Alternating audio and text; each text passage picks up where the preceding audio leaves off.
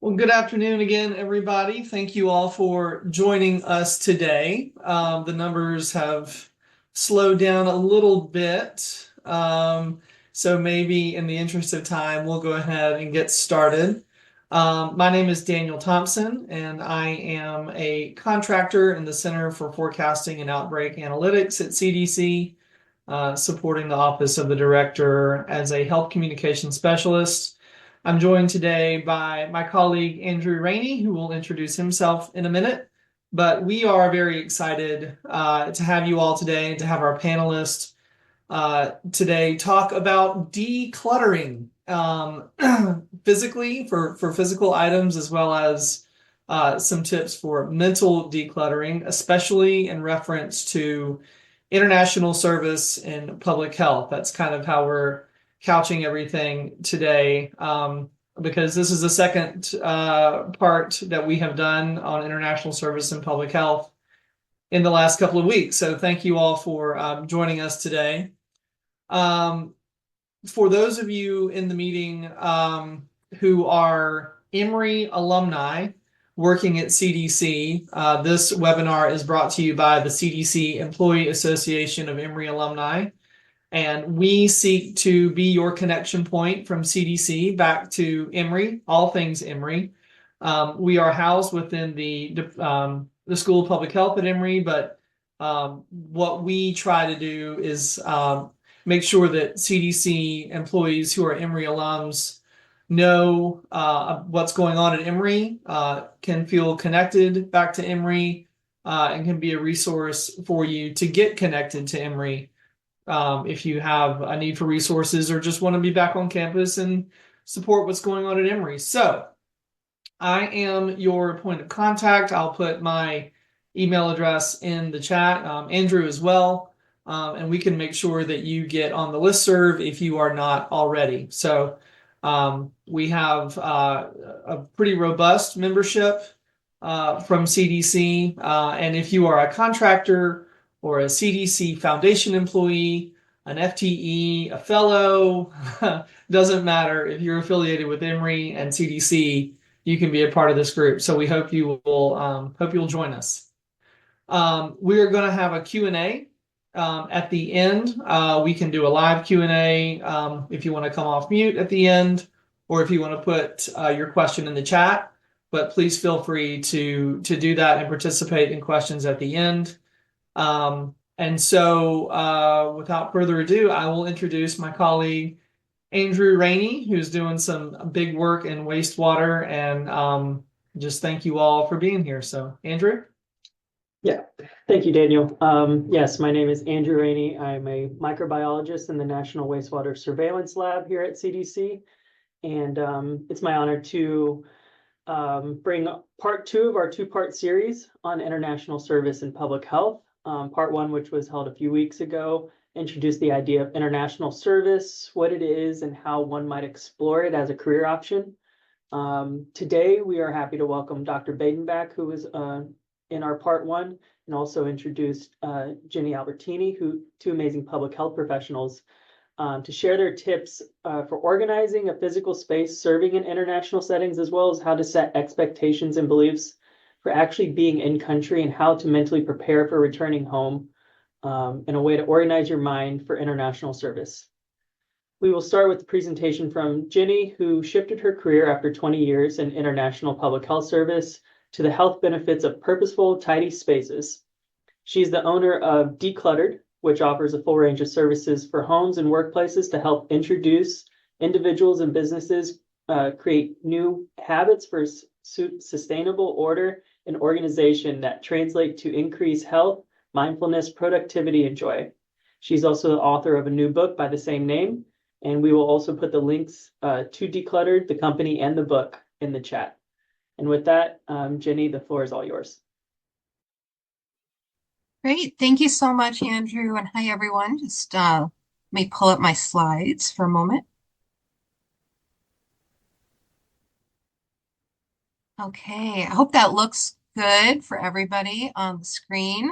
I'm excited to be here with CDC and Emory colleagues talking about decluttering as a means to make life easier. It was something that I was really just getting interested in many years ago on a TDY visit for a PEPFAR site when I snapped this photo of a hospital admin office that I'm sure many of you might feel familiar with. So today, for my portion of the hour, we're going to talk about how clutter at home and at work might be making life feel extra challenging for you. During periods of change, especially like what we're talking about with moving to a new country or moving back to the US from abroad, or even a change in position or division at CDC, can make this stress feel extra pronounced while also at the same time, maybe sometimes causing a pivotal moment for improvement. One way to get this improvement is actually through decluttering. And my decluttering journey really started when I was overseas with the US government. So from 2008 to 2011, I worked in Eswatini on the PEPFAR program with the US government. And one day, our deputy chief of mission mentioned offhand that she was really stressed about getting ready for her upcoming pack out. She'd done this before, and she just had so much stuff in her house that she was always over the weight limit. Well, I offered to help her go through her things because, frankly, I thought it might just be something fun to do over a weekend with her. But when I got to her house, I was really taken aback. Every closet in her house was full, every drawer was packed. And yes, there were lots of interesting collections from her travels, but also just a lot of everyday stuff that had built up as she'd moved from place to place. But even more so than the clutter, I was noticing how she was acting and feeling. She was really anxious about the pack out. She was unsure about her future and where all the items were going to go in her home because each one seemed to represent something special to her. So much came up while we were talking about letting go of the items room by room that the experience really started me thinking about the impact that clutter can have on someone's well-being and how these stories and the attachment we have to the things and by decluttering them can really help us feel better and really face our transitions with more joy. As a public health group, I knew I had to ground our discussion today briefly in what is happening to our bodies and ourselves when we're surrounded by clutter. So I just wanted to pop in a few research points. We've seen research come out from Princeton that are using MRIs and other mechanics of measurement to show that our brains actually like order and that constant visual reminders of disorganization actually drain our cognitive resources and make it harder for us to focus. Hormone-wise, clutter has been linked to increase in cortisol. Studies at UCLA have found links between high density, lots of stuff in a household, and these elevated stress levels. Messy spaces actually signal the need for future work that you have to do. And sometimes that mental weight of just knowing you have to get to something increases stress in daily life. And also, when we look at studies that have been shown on the effect of clutter in the home, when people feel generally overwhelmed by stuff around them, they're actually more likely to procrastinate in all areas of their life.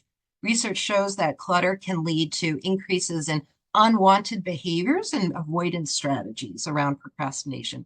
So there's lots of different ways that the impact of cluttered spaces is affecting our mind and our habits. And when we're dealing also with periods of change, this becomes extra problematic because we need more of our cognitive resources to guard our strength and get ready for these changes coming on. So, we're happy to use the chat feature while we're all working here together today. So I just curious, does anyone have clutter built up around them at home? And do you know, if so, why this is coming up? Sometimes people will say, oh, it's someone I'm related to lives in my home, or it's my Amazon subscription. But if you have any ideas about why clutter is building up for you, please feel free to pop it in the chat. Because one of the things that I would like to impart today is that clutter really builds up in our lives because of underlying reasons that are attacking us from different places. And I like to bring this up and show them in this diagram because they're really three different categories. One are underlying brain and health conditions, specifically brain-based conditions. Of course, there's also the structure of our environments where we're spending time and where clutter collects. And then also something that can relate to our clutter consumption and build up are the relationships that we have with people. Something that, when we're getting influenced by different relatives, but also how we relate and handle household tasks. So I'm just going to show through, talk a little bit about each of these quickly so you can see more about what I mean. So these major contributor to problems with clutter and well-being are these brain-based conditions. And this is a term that's used by national associations, and they refer really to anything that's causing a person to have ongoing difficulty or challenging experiences with cognition, emotion, socialization, and behavior. So you can see a big, long list that I've included here. And I'm already seeing, yes, that some people are noticing that brain-based conditions like ADHD affect our ability to get and stay organized. And there's a range of circumstances that can be at play in terms of brain conditions. And what they're doing is often playing into how our emotional regulation system, our limbic system, can actually manage our motivation to do things and our emotions or our reactions to things like a pile of clutter. These also really play in, of course, to our executive functioning skills, which are the cognitive processes that we all have that just let us get our stuff done, right? It's the completion of tasks, it's meeting goals. So being able to declutter and manage well-being are actually examples of tasks that require executive functioning. So if you're living and you're surrounded and affected by clutter, those things are going to be really difficult to do. Not to mention any work that you might be doing through CDC or Emory are also difficult to do if you're lacking in your executive functioning skills. Now, the next underlying issue really is within our environments. Now, our environments really, for purpose of this discussion, are places where we're spending our time. So that can be a workspace, it can be a home space. And when they're calming and beautiful to be in, we really feel it. Orderly environments actually create calm and happiness for people's lives, and they allow us to be more purposeful with our intentions and actions. So when we think about decluttering or clutter in a space, we want to think about how that built environment is influencing our relationship to the stuff and the space. One thing, of course, to consider is the layout and flow of an environment. Really, like how are we moving in spaces, even things like heights of drawers or shelves and closets that might be too tall for people, whether you're mobility challenged or have different height issues. If you can't get at places where you're storing things, you're not going to be able to find it. You're not going to be able to put things back easily. It's going to lead to a buildup of things. And you'll become feeling frustrated because you're spending more and more time, energy looking for what you want to find in your house without actually being able to use it. And of course, the volume of stuff is important to consider in an environment. Having too much stuff at an extreme level is considered to be a symptom of hoarding disorder, which is really characterized by the collection of many items and extreme distress at the thought of getting rid of things. It's a behavior that often comes up in response to trauma, financial scarcity, sudden life changes, and even mental illness. Now, in an environment, it's also important to think about things like access to sunlight. Sunlight is something that if you're, sitting in a cubicle all day, maybe in the interior, floor plan, if you don't have access to sunlight, your mood and your energy and your circadian rhythms are going to be off. And when those things are off, it actually becomes more problematic to keep our executive functioning skills moving smoothly. Access to storage definitely is important in an environment, but it's also a little bit of a double-edged sword. Yes, you want to have access to space where you can store things, but as also for people who are in the process of moving different places, I think Dan is going to talk about this later, when you're given access to storage options, such as having storage you can keep at home while you go over abroad for several years, that can also lead to holding on to more things that you don't really need, don't really use, because it lends an attitude of, oh, I might as well store it because somebody else is paying for it. So there's lots of different reasons in the environment that we want to keep note of as we're thinking about ways to declutter. And the last underlying issue is around relationships. When I was with CDC a long time ago, I worked on HIV and AIDS programs, and often those that dealt with behavior change topics, like encouraging condom use, for instance. And when I started my professional organizing career, I really actually thought, oh, tidying is going to be just so much easier than getting people to agree to use condoms and have behavior change for health behavior. But that was a mistake I made. Interpersonal dynamics from people's relationships spill out all over their homes. They lead to animosity about tidying up, about how the closet space is set up and the spice closets. And they can really manifest and cause issues with the clutter around us. You know, if you're constantly losing things in your house, you might be buying more things that you don't really need. Oftentimes, relationships that sort of one person is bringing in lots of stuff to a house, or in-laws are sending lots of things over. Those create resentment and those create difficult conversations that people need to address so that we can maintain orderly environments in our spaces. Because clutter can really become an emotional barrier between people when we're living in a space that is set up how we want and other people are affecting that. So, whatever way clutter is coming up in relationships, there are definitely easy ways to incorporate compassion with people so that you're not in a process of shaming or blaming people for what's going on. So now with just that little bit of background on what clutter is doing to us and maybe why it's popped up in your life, I really want to get into how we can address it in the context of international experiences and transitions, like moving to different countries or even changing jobs. So I'm going to offer some tips on how to address decluttering in these different settings I've got here at home, at work, and digitally. I think I saw a little bit already about how problematic digital clutter can be. And what I want to encourage you to think of them, these ideas, as really just mini experiments. Try one out for each of the areas, maybe. Figure out what's helpful, what feels like it's a process you can work through. And it's good to try them at different times, depending on what your goal is for clutter in your life and wherever it's living. And I often say that, we're going to address these at different times and in different ways. So this season, it might feel like opening up the boxes in your basement and finally attacking them is really important. Whereas other days, you might want to talk about anyone you live with about who's tidying up and how we're sharing household labor. Really, all of these things really work together to help lead us towards improved well-being and decluttered environments that can enhance life overall. So for this first section, addressing the physical clutter where we live is an excellent way to get started. Americans spend thousands of hours during their lives just looking for things. And I think most of us here would really like that time back. Decluttering before a move, regardless of the destination where you're headed, can really help you reduce the volume of what you're taking, how much you need to put in storage, and then allow you to move with only what you truly need and will use. Well, so one of my favorite, and I think really most structured and sustainable approach to decluttering stuff in a home is really through the KonMari method.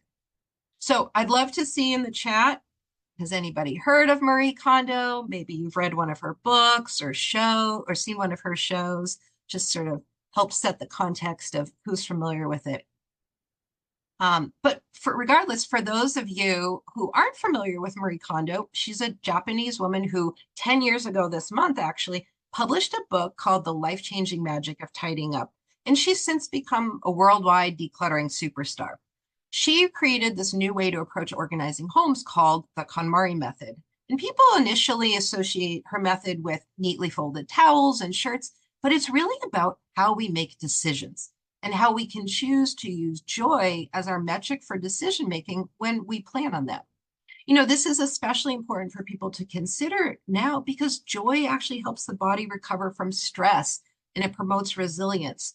And creating order over the things we can control brings us a sense of peace when the world around us is chaotic, which is often how it feels, right? So I like to think of the KonMari method as really a compassionate form of data collection because we're gathering information about what's going on in our homes and then making decisions about what's important to keep. And that's probably why in 2016, I really jumped at the chance to start working with her as I was transitioning out of my government work. And it's been great. So I could spend a whole hour teaching this method, but now I just want to touch on some of the highlights. And if you're interested in practicing this on your own, you can take some notes here, or also on my website, I have a checklist that you can download that'll help you review the steps that you can do at home to implement the KonMari method. So the first step is really make a commitment to your home. So this is different than everyday tidying up and putting away the dishes. The commitment to your home to declutter it is really about expressing what you want to work towards to create the atmosphere that will make you feel best. So it might mean writing out something like, I'm going to create an organized home where it's easy to find and put away everything that I need. Like whatever feels like a powerful statement you could get behind. And then we want to visualize it. This is really central to the KonMari method. And sometimes people like to draw this out, or you might write it down, journal about it. If you live with other people in your home, it's important to talk about this. Like, what does your ideal home space look like for everyone? Because you want to be able to set that up. So you're all saying, oh, we're working towards a space that looks really cozy and feels like where we can play games as a family, or I can do yoga in the living room before work. Whatever it is, you just want to know that you've got a vision of that. And then setting a time frame. I know people on this call like a deadline, we like a schedule for things, and having a time frame is really key when you're decluttering, because we don't want this to be something you think you're doing forever. Marie really believes that, once we do this once, we're going to just get it done and sort of then be able to maintain the steps over and over. So I might ask, it's October now. By when do you think you want to be done decluttering? This time of year, a lot of people are telling me it's, by the time of the holidays. So we're, trying to get through over the next 2 or 3 months, really consistent work so you can be done and enjoy your holidays before the start of the new year. Um, whenever you decide on your deadline, work backwards and ask, when am I going to allocate some time to do this? Some people like to tackle small steps regularly. That might mean 30 minutes in the morning before you get going for the day. Or you might like to have a block of time each weekend or every other weekend to sort of tackle it in bigger chunks. Really, whatever way works best for you, it'll allow you to get more into the organizing flow of taking these actions repeatedly. Now, this is really key for the KonMari method. I don't want you to approach decluttering room by room, because oftentimes what actually happens is we've got clothes in one room, and then they're in the basement, and then they're in the closet, and things like that. And we want to bring any category at its time together into one space. In the KonMari order, what we really try and look at is clothing, then books, then paper, miscellaneous items, and then sentimental last. So if we take clothing, what we would do is go all around the house, find clothing, bring it all together. And I like to group things by type, like tops, pants, dresses, whatever it is. So you really want to see the volume of what you've collected of any one categories. That's going to help you recognize patterns in your purchasing habits and how you regularly use things. Now, once you've got all those piles created, we're going to focus on joy. So you're going to take one of those categories and you're going to hold up each item individually and ask yourself, does this spark joy? And it might be that, we're looking at someone else's house, like stuff like Lori mentioned in the chat. And, we might say other people's stuff doesn't spark joy. Well, the good news, Lori, is that we don't make decisions about other people's things. We're just making decisions about what's important to us. And that can be, yes, joy is a great marker. Also, like, what are you wearing usually? What are you using regularly? There's lots of good ways to sort of ask questions that will help you decide what you want to keep. And because we want you to keep the items first, really pull out from that pile what's most important to you, because then we get into this last step, which is honoring the past. That's the letting go process. At once we can see that joy pile, that's like, oh, I have a lot of clothes that I like and that I wear, and this fills my needs of like what I actually want to have and need to have in my house. Then it becomes more easy to let go of what we're no longer using. And we're just really going to try and be respectful for different periods of our life that might have brought this stuff into our homes.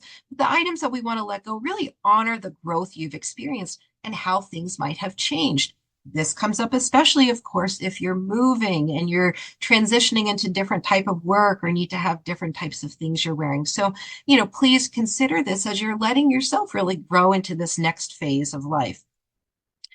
Now, within work environments, wanted to, we're speaking today as really a professional group of people, so this is important. All of the underlying issues related to clutter we've discussed play into our work lives, but I want to mention a few specifics that might be particularly important if you're part of the CDC community or your own office community, and give you some ideas for what best to implement. Moves and changes are really hard enough for people to navigate. And when we can take out the clutter of our things or our files or responsibilities from our plates, then we actually have more energy and focus to put towards the important stuff like our jobs, our families, and ourselves.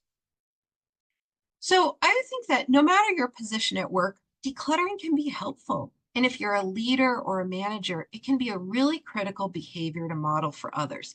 Part of that is because clutter is a great equalizer. I've gotten to talk about clutter with lots of different people over the years, and I found that no matter what your position at work is or your personal background, clutter is affecting us all in some way. This has become such an important topic that even the US Senate Committee on Aging has issued a report on the consequences of clutter and what it's doing to many generations of Americans now. I'm sure many of you on this call can relate to dealing with clutter with older relatives or people who can't manage their own things, stuff like that. So it's coming up a lot. So as a leader, you have the ability to implement no to low cost options for staff members to address clutter in their cubicles or even at home that can improve the quality of lives.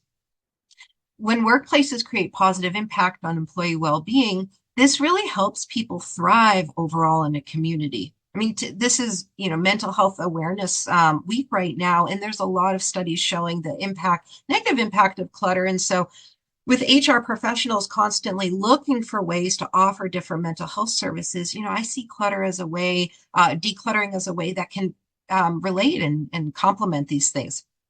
So one thing that leaders can do is schedule and allow for bulk cleanup days. This can be a time, once a month or once a quarter, where employees know that they have the ability to take a couple hours, declutter what's going on at their desk, maybe declutter at home too if you're working from home, just allowing people to stay on top of different types of clutter.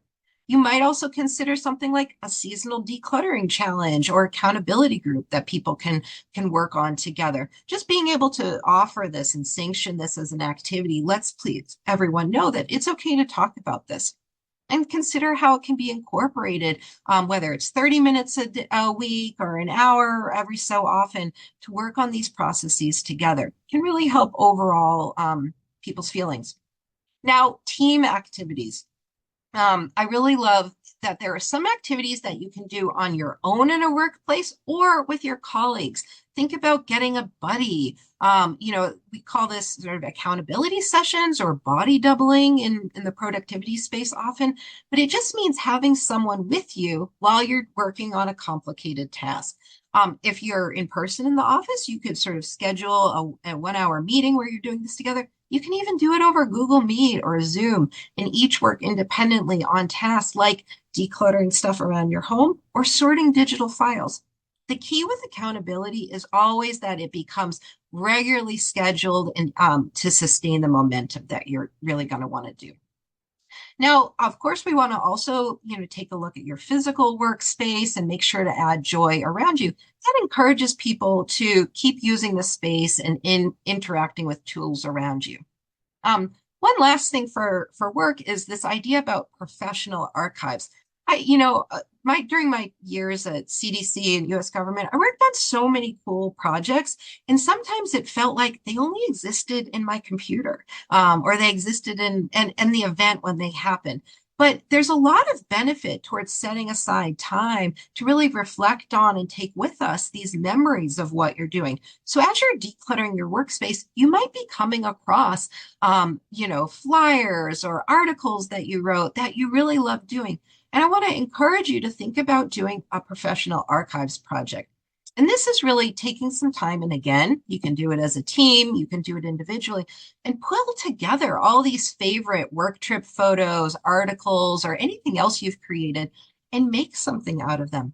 A very common thing, and this is an example of a project I worked on where we just used a scrapbook, used photo albums, and just sort of put things in together. But you're thinking about what is the story I want to tell of this work experience I've had? If you're getting ready to move to another country or change divisions, don't forget to, hold on to some of the joy, the emotional joy that you had at your current position. Find a way to sort of leave the clutter behind and really just take the pieces that are most important to you that let you tell your story as you progress throughout your career.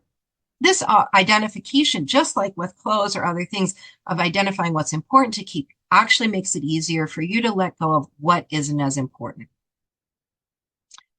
And lastly, digitally, and of course, we could spend a lot of time talking about digital decluttering, but I want to identify a few tips that you can take with you because most of us these days are spending a lot of our time in the digital universe.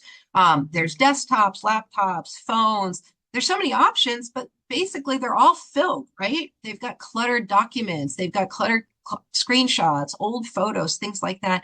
And that prevents us just from finding and using what we most need, whether it's an important document or that extra roll of toilet paper that you bought a couple weeks ago. If we don't know where it is, we're not going to be able to use it. And when we're in a rush and looking for important documents, personally and professionally, such as with a move, this is really critical. So the first step is really setting aside time to do this. I'm sorry to say there is not like one program that's been developed yet that can just declutter your digital life without your involvement in it. It's important to figure out, oh, when can I set aside time to start doing this digital decluttering? I want to recommend that this is often a type of task that we consider an open attention task, one that you can do with like other stuff going on. Maybe the TV on in the background, maybe a less interesting workplace wellness, session than we're doing today. But it allows you to sort of stay cognitively focused while stuff is happening, but still doing something. Okay, so you've set aside some time to do it. Then you want to give yourself parameters. Okay, so let's identify what's going on in your digital life. Do you have different categories of things? Very often there's, categories are like projects or offices or type, writing things or even by year. Whatever makes sense to you, figure out what your categories are and then declutter into this. And when you're doing the decluttering or moving files into these categories, think about naming conventions. With CDC, I know we often had special ways that we were naming our file pathways and stuff. So use something like that that becomes easy to identify and helps you really sort things by type very easily. And then decide on your habit. Unfortunately, digital life is just going to keep coming at us. So we've got to make sense and have a way to be able to address it on a regular basis. Maybe it's a really good end of the week activity that you can do before logging off for the weekend. Maybe once a month, your team gets together and decides, oh yeah, we're going to say 2 hours every other Thursday is time for digital decluttering. Whatever it is, you just want to make sure that you're regularly and routinely putting that into your schedule. This also gives you time to make sure that you're doing unsubscribing from things that you need to and setting up different types of filters that'll make it easier. So I know I've gone a little long, sorry about that, but I want us to still have some time for questions and answers. And so I hope just this helped you see that clutter exists in ways beyond the stuff that you've shoved into a closet somewhere. But when we're working with other people or have accountability options and make decluttering just a normal part of the workday, it can really enhance our connection to one another and also well-being.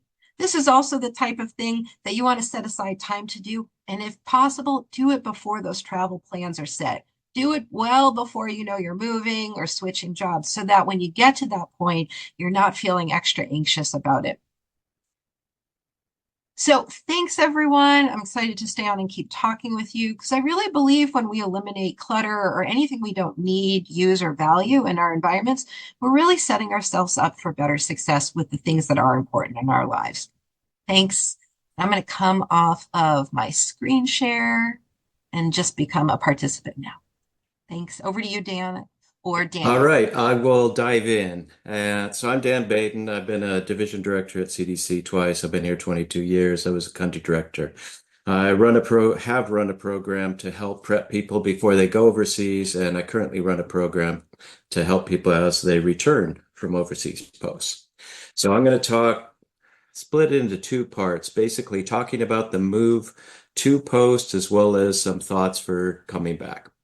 As you can imagine, moving to post can be very stressful. There's tons of things to do, both professionally and personally. Um, I tell my wife, I think this is when my kids became hooked on devices because we ignored them. We were doing too many things. Probably something to avoid if you can. Professionally, you got to figure out what the new job is. In DGHT at least, we started headquarters a couple months before we actually moved to the field. So you're working hard to try and learn what's going on.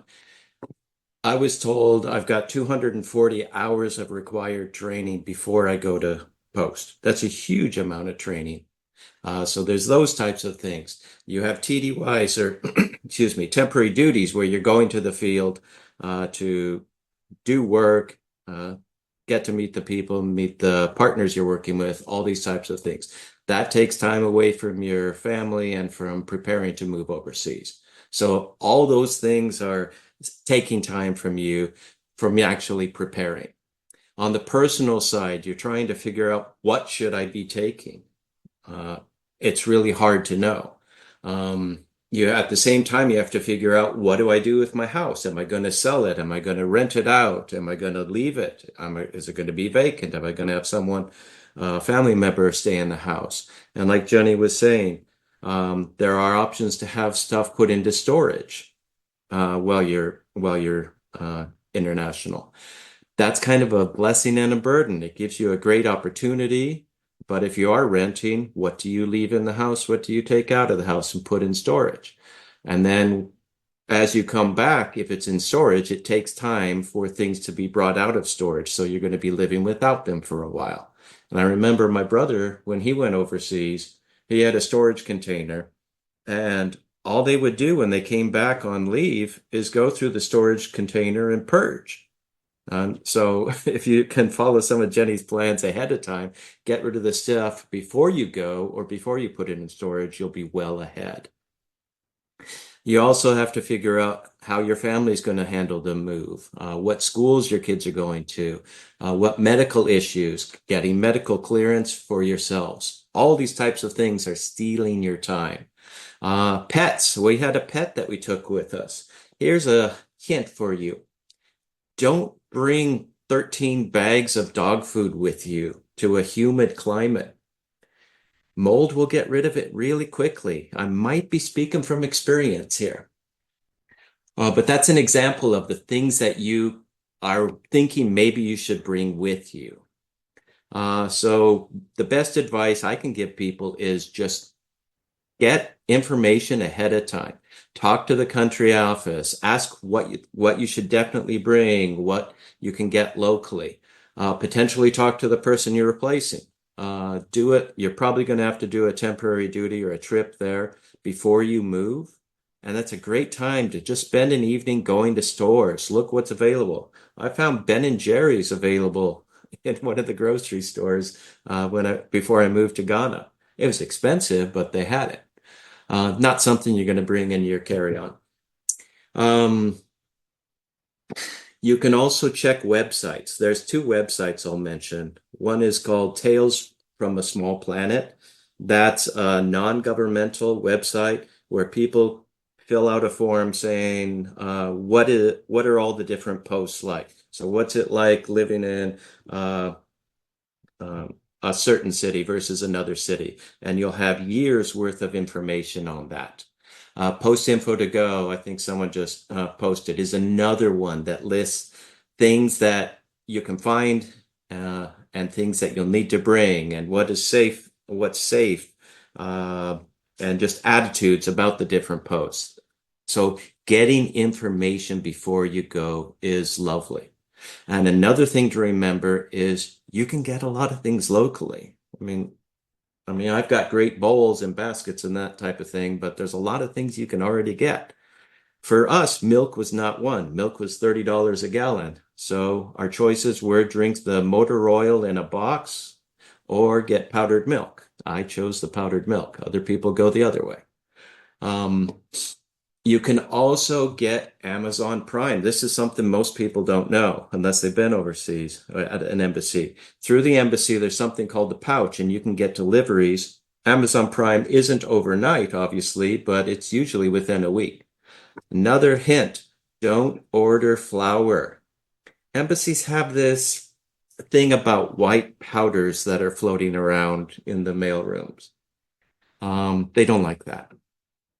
Let's see. So those are some very quick points about moving to post. Now, when you get ready to come back, it's also stressful. And I think I said this in the last session, but I'll say it again. The best thing, in my opinion, what to do as you are getting ready to leave post is don't think of it as coming home. Think of it as moving to a new post. Expect it to be difficult. And if it's easy, lovely. But if you think it's going to be easy and you run into any kind of road bump, speed bumps or anything like that, it can be really challenging. It's a condition called reverse culture shock and can last 3 to 18 months. And it can be really difficult for people to deal with it. So some of the, other than thinking, all right, I'm going to a new post, where you tend to gird yourself and prepare yourself for challenges. Think of it that way rather than thinking that you're going home. Now, there's definitely a process you will go through mentally as you're preparing to leave. You will start to become more and more critical of your host country. You'll say, oh, I'm so tired of the traffic, or why can't I get milk that doesn't cost $30 a gallon? And you'll start to idealize home. Just be aware of this because you can alienate people who are staying behind. And it's part of leaving well, where you make sure that your relationships are maintained, where you talk to the people that you're really annoyed with and try and solve everything before you go. Just take care of everything before you go. Go on the trips that you've been putting off. Go buy the things in country that you want to bring back that you've never got around to. Do that before you leave. Because as you get closer and closer and closer, you'll have less and less time. You'll be trying to hand off all your work projects. You'll be doing your pack out, and all these things will steal your time. And you realize, hey, I'm leaving for the airport in 3 hours, and I never bought X or Y. So do it before you are getting ready to leave. Then there's the leaving process. You've got 3 choices. You have stuff that you carry along with you as checked baggage. You've got something called unaccompanied baggage, which is an air shipment about the size of a wardrobe potentially. So it's a good amount of space, but it's not unlimited. The third is your household goods or household effects that is often shipped home. Some posts fly at home as well, but those are exceptions. It's important to think what you're going to put into these 3 categories. For important papers and things that you really don't want to lose, you probably put those in your carry-on baggage. Otherwise, put them in your checked baggage, which has a high likelihood of actually making it with you, although not 100%, like I found out on my honeymoon. Unaccompanied baggage, you might want to put some of your electronics in there, computers and different things like that. Or, as we found out the hard way, leather goods or wood goods, mementos or different things like that. Because your household goods have a tendency, I don't know about tendency, but the potential for getting covered in mold. And I ended up doing, I think it was a $12,000 or $13,000 claim with all the stuff we lost in our shipment. So think carefully what you're going to put into the different sections as you're doing that. So a couple more things to cover.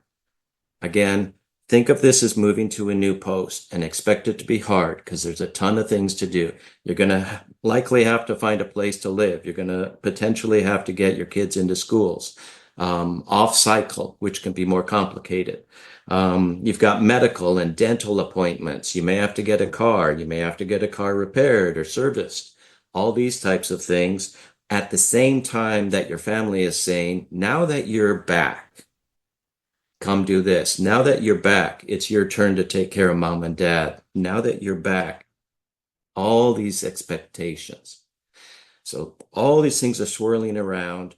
At the same time, you're struggling with re-entry and you need to process and debrief about the emotions you're having, but no one wants to hear it.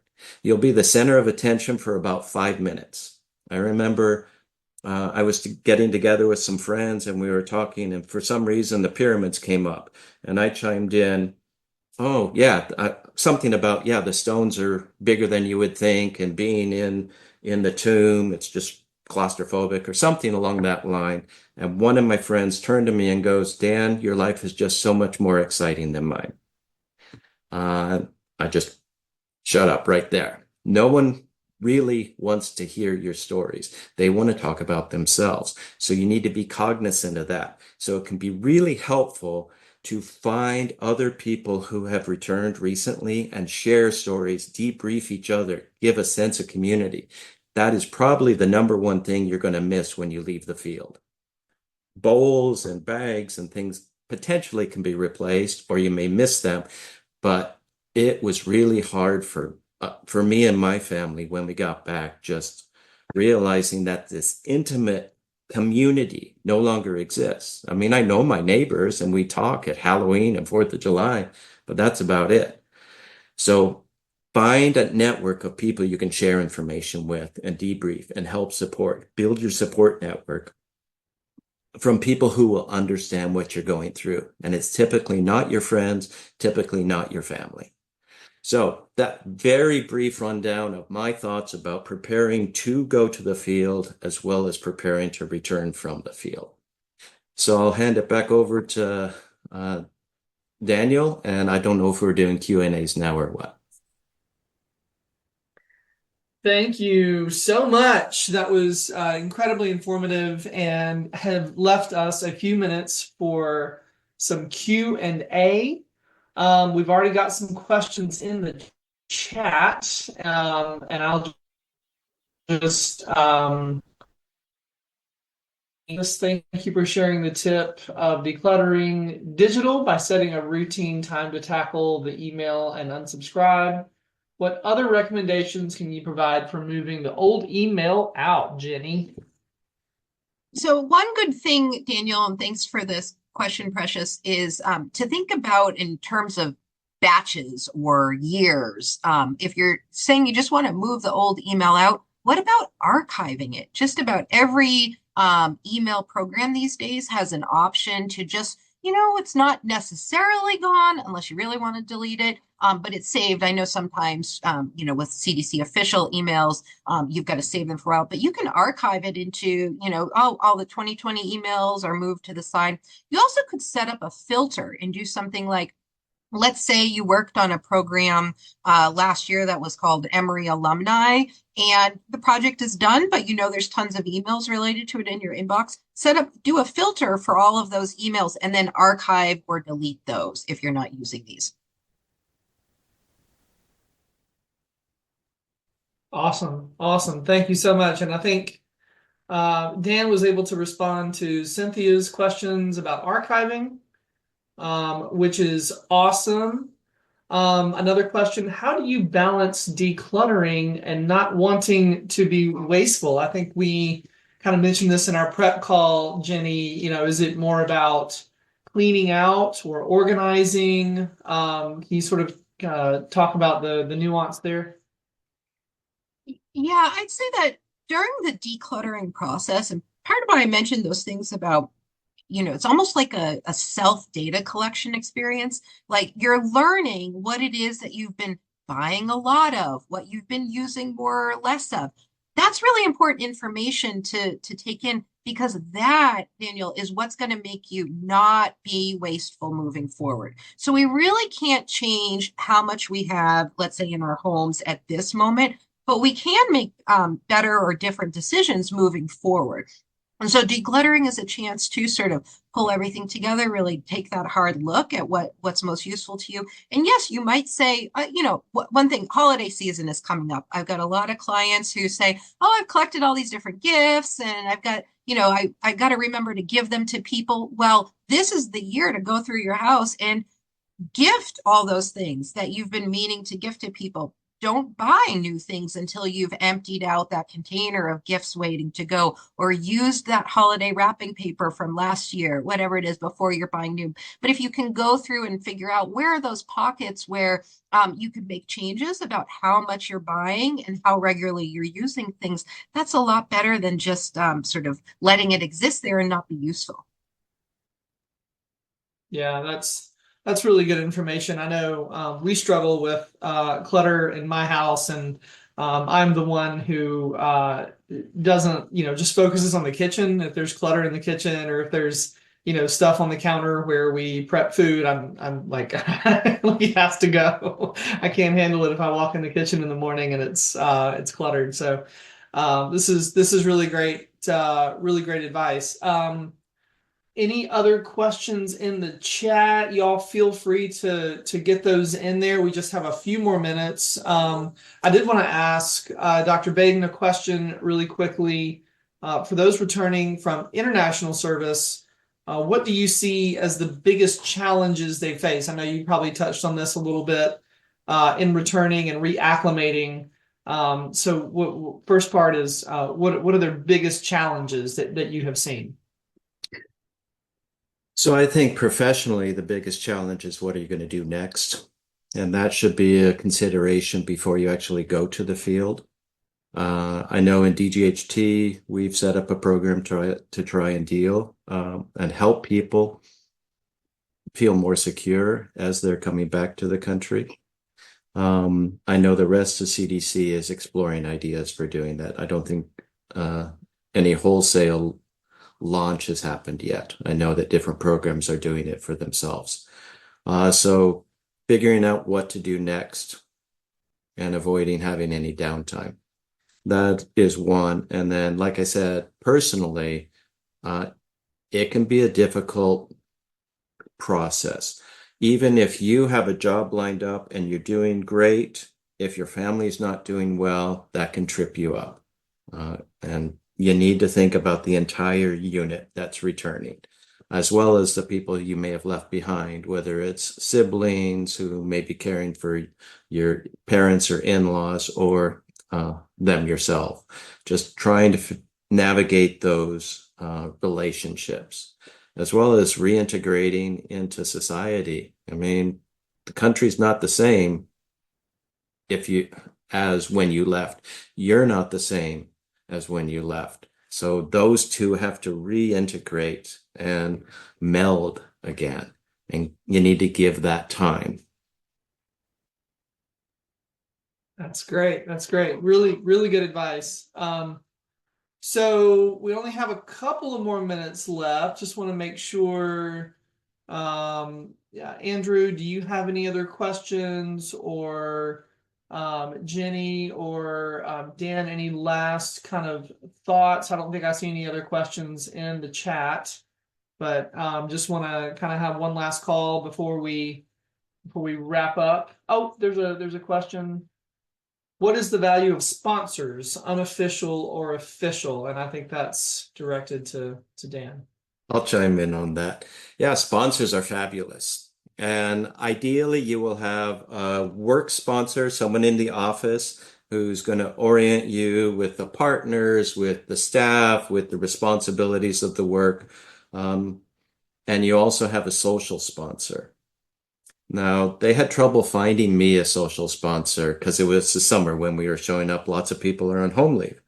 And so I got a call and they told me, your sponsor's going to be the ambassador. It's like, oh, okay.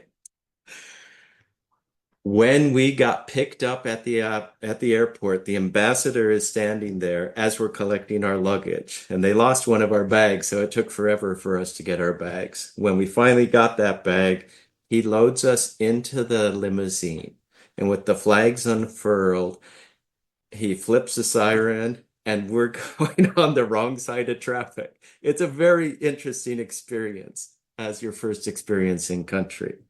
Um, but they will take you around and show you some of the stores. They'll have your refrigerator stocked with some provisions, some bread, milk, even if it's $30, different things along that line to help prepare you. So you got something for your first day. Um, and then they will integrate you with the rest of the community. So the sponsors are fabulous. Thank you for asking that question or mentioning that.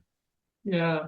And then we had another question in the chat around convincing my reluctant family to join me on this decluttering quest. That's one prime for Jenny. Yeah, thanks, Barbara. And Blaine chimed in with some helpful answers. Yes, to start with, we really want to focus on our own items first, what you solely have decision-making control over.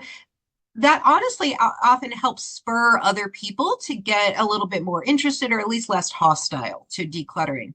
And the other thing is really trying to build a connection with these other reluctant people in the household around why you're decluttering, letting people know, is it the clutter is causing you to feel sick or stressed, or are you looking for more free time in the house for everybody to work or play together? If you can get people to really say, like, yes, we, let's say as a family, want to feel differently or act differently in our house because we want to do more things, then we need to look a little bit at the roles we're each playing and participating with it. And there's lots of good strategies like with kids, and for instance, of sort of how to gradually bring them into the decluttering process. But yeah, thanks. Good question. Awesome, awesome. Andrew, any other thoughts or any burning questions from your side? No. No. Very good, very good. Well, we are about at time, and so I just want to thank our panelists again very much for joining us today. We've had a great webinar, and I think, like I said in the chat, we're going to share the link to the recording probably early next week. But make sure you check out the resources that we put in the chat for sure. We'll include those with the recording, and visit Jenny's website and get her book if that's the decluttering journey you want to take. So. Thank you all again very much, and appreciate you coming, and we'll see you later.